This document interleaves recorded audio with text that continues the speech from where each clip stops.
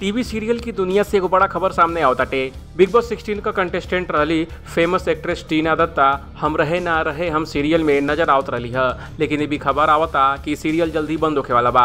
एमे जय भानुशाली भी लीड रोल में रहना। इस शो अलग कहानी की बदौलत अपन लाइमलाइट बटोरले रहल और टीना और जय दोनों ही इस सीरियल से कमबैक कैले रहना।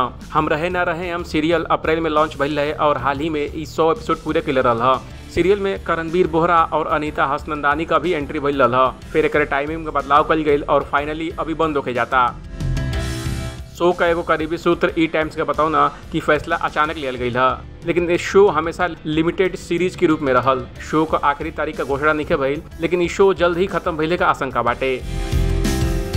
टीना दत्ता उतरन सीरियल में पॉपुलैरिटी हासिल करे रही। ये सीरियल में वो इच्छा नाम का लड़की का किरदार निभौले रही और वो बिग बॉस 16 में भी नजर आई रही, जहाँ सालिन भनौत तक उनका रिश्ता काफ़ी उतार चढ़ाव भरा रहल। इस शो के बाद ये उनका पहला शो रहल। वहीं जय भानुशाली भी लंबे समय के बाद सीरियल की दुनिया में कदम रख लेना नहा, लेकिन अभी शो बंद हो गई। आपके स्टोरी पर क्या कहेगा कमेंट कर हमको जरूर बताई।